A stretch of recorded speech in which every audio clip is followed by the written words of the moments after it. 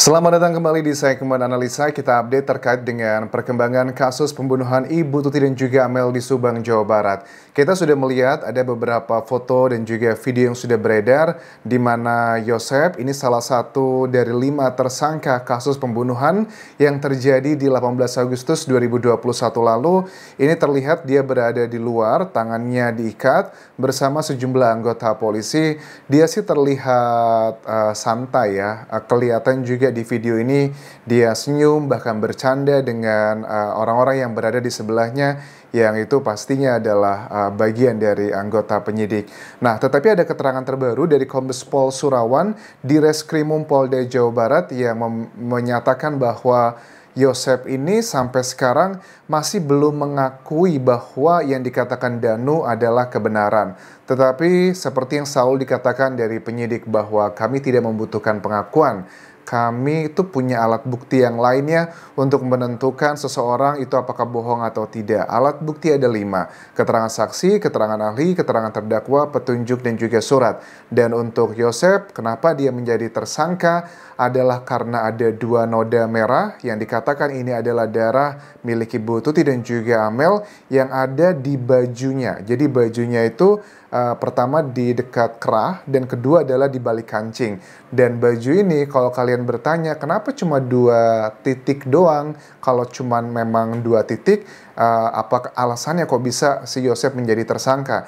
Ini bajunya adalah karena baju yang sudah dicuci. Sebenarnya aku dapat informasi baju ini sudah dicuci itu dari mana? Itu dari warga sipil juga. Aku sempat ngobrol ya dengan sejumlah warga yang ada tahu dengan lingkungan Yosep. Aku penasaran gitu, kok cuma 2 titik ya? Karena waktu itu kan setahun yang lalu kita sudah bahas mengenai 2 noda merah ini, tapi masih belum ada keterangan secara resmi asalnya dari mana, bagaimana mendapatkan barang buktinya. Tapi ada sejumlah sumber yang warga sipil yang bilang, ini anjas Pak Yosep itu diambil bajunya, itu baju yang sudah dicuci. Ini make sense sekali, kalau seandainya baju tersebut nggak dicuci, itu pasti darahnya bakal banyak banget. Yosep itu pakai 2 baju ya. Pertama tuh jaket yang di dalamnya juga mungkin sejenis kayak baju polo atau kemeja karena dia bilang ada kancingnya. Tapi kalau aku cek dari jejak digital itu baju polo ya seperti yang aku pakai ini.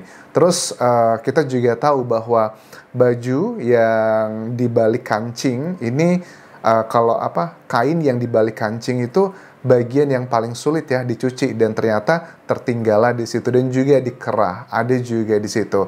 Dan sebenarnya kenapa ya Yosep masih tetap kekeh bahwa yang dikatakan Danu itu tidak benar, bahwa Danu itu bohong, padahal sudah jelas ini sudah mengarah ke dia. Dalam hitung-hitungan nanti di persidangan sudah dapat dipastikan sih ya 90%-an lah Yosep ini akan dikategorikan sebagai tersangka. Tapi kita nggak tahu peranannya, apakah peranan dia ini sebagai dalang atau eksekutor atau bahkan keduanya, atau hanya orang yang membantu ya mengetahui dan juga menutupi. Kalau berdasarkan keterangan dari Danu terakhir dengan analisa saat ini ya Yosep itu dikategorikan sebagai orang yang melakukannya, eksekutor ya. Tapi apakah ini ada dalang di balik ini semua? Tentunya potensi sangat kuat dia adalah eksekutor dan juga dalangnya secara langsung karena dengan berbagai macam hal yang telah kita bahas. Kemudian apa jangan-jangan nih beberapa teman-teman bilang Pak Yosep ini nggak mau ngaku karena melindungi orang-orang yang disayangi. Bagi aku pribadi kalau disebutnya orang disayangi kurang tepat. Karena apa? Amel itu kan putri kandungnya. Kalau Bu Tuti kan istri pertama ya mungkin lah. Namanya juga cinta ya, kadang itu ups and down. Mungkin Pak Yosep udah benci banget sama Bu Tuti.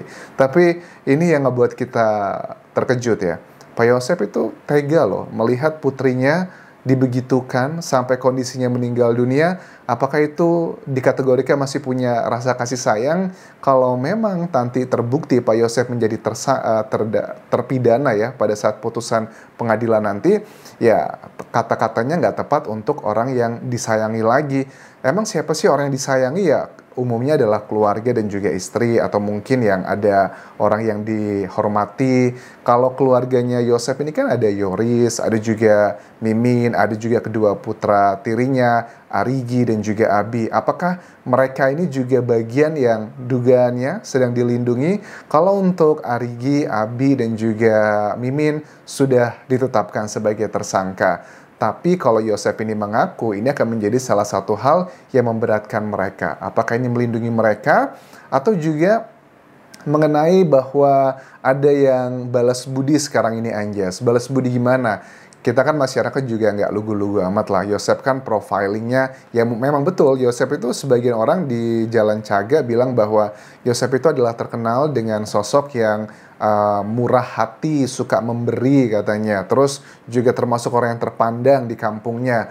Tapi kan profilingnya itu bukan profiling yang misalnya kayak Verdi Sambo, itu kan jenderal, luar biasa, tingkatnya levelnya nasional. Tapi kan kalau Yosep ini kan levelnya adalah level masih dalam tanda kutip desa ya, jadi tidak setinggi itu profilnya. Tapi kenapa kok bisa sampai 2 tahun? Masyarakat bilang, teman-teman komentar, nggak mungkin Yosep ini sendirian.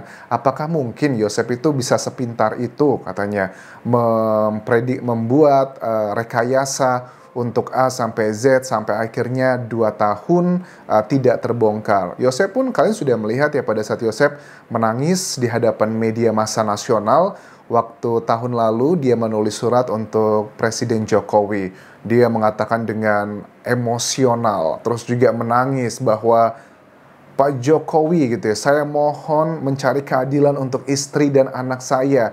Saya bosan dan jenuh setiap kali penyidik hanya memberikan titik terang saja, tetapi tidak ada titik terang tersebut. Saya butuh keadilan untuk istri dan anak saya tersayang. Cie, aktingnya luar biasa Pak Yosep.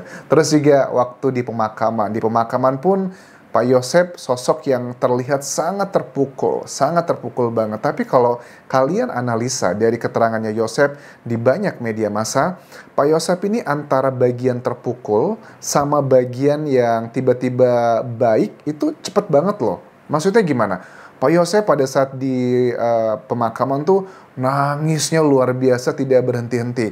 Tapi pada saat diwawancara, waktu aku ingat banget ya di Metro dan juga Kompas dan media lainnya, Pak Yosep bilang berdoa, ya sudah kita ikhlaskan saja. Amel itu adalah orang yang baik, anak yang soleha. Mohon berdoa Al-Fatihah.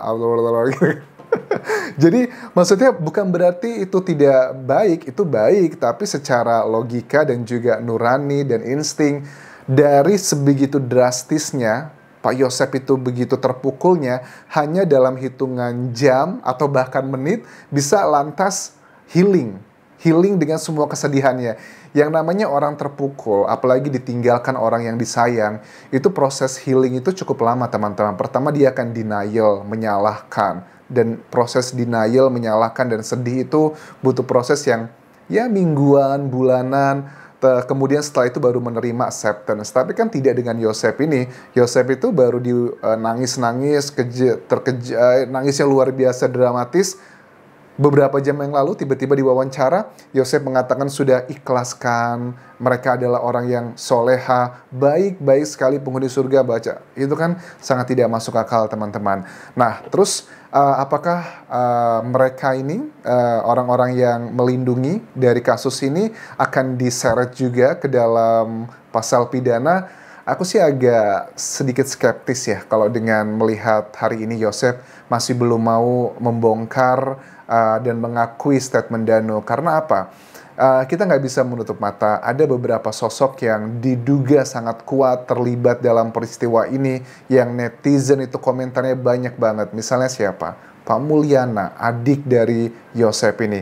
Teman-teman bilang, coba dong Pak Mulyana kan itu termasuk salah satu dari sejumlah orang yang di tanggal 19 atau 20 Agustus, sehari atau 2 hari setelah pembunuhan, itu mereka masuk ke dalam TKP. Alasannya ada yang mau ngambil kucing. Oke, alasannya ada yang mau mengambil, ada kiriman paketnya Amel. Amel tuh baru beli CO atau paket gitu ya, lewat online di situ. Terus juga Pak Yosep ada alasannya juga masuk ke sana mau ngambil papan golf. Itu kan juga menjadi alasan. Tapi kan dari Polda Jawa Barat ini cukup unik. Itu kan sudah dikasih polis lain. Masa sih dari Polres ya atau Polsek saat itu mereka basic knowledge mengenai pengamanan, sterilisasi lokasi TKP, masa mereka nggak ngerti?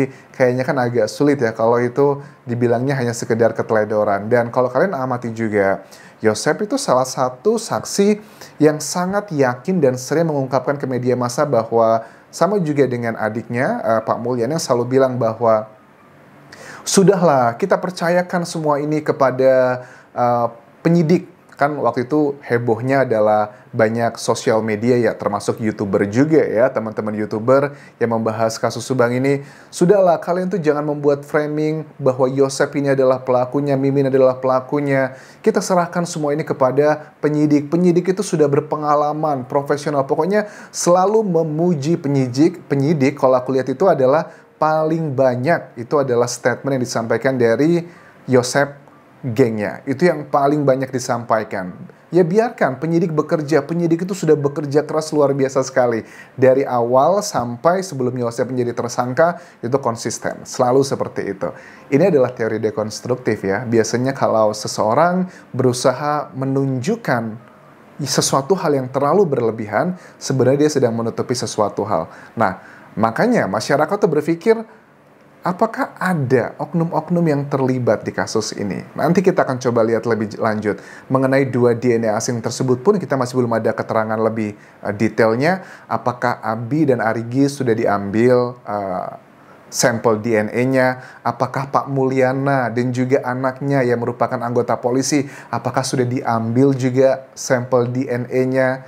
Karena kan dari penyidik Polda Jawa Barat tahun lalu itu memang sudah memberikan mengadres isu ini bahwa katanya penyidik itu sudah melakukan pengambilan sampel DNA ada 40-an atau 50-an sampel DNA. Alangkah baiknya kalau seandainya sampel DNA yang diambil tuh ada nggak listnya? Siapa aja sih yang sudah diambil? Jangan-jangan nanti Pak Mulyana, anaknya yang polisi, Arigi dan juga Abi belum diambil juga sampel DNA-nya. Apakah itu mungkin atau tidak? Yes, itu adalah possibility yang bisa menjadi salah satu hal. Ya kita tahu lah, karena kan kita tahu DNA itu ternyata mahal ya.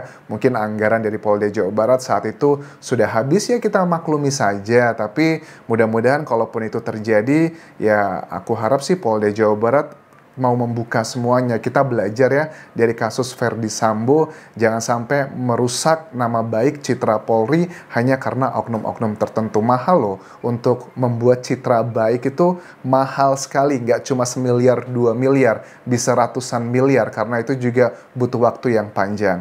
Oke, kita lihat nanti apakah Yosep akan tetap kekeh dengan pengakuannya. Ya, sebelum nanti pada rekonstruksi ya, karena rekonstruksi dijadwalkan akan dilakukan hari Selasa nanti. Rekonstruksi itu artinya ada Danu, ada Yosep, juga hadir di TKP. Bagaimana dengan 3 tersangka lainnya yang belum dilakukan penahanan? Apakah mereka akan hadir?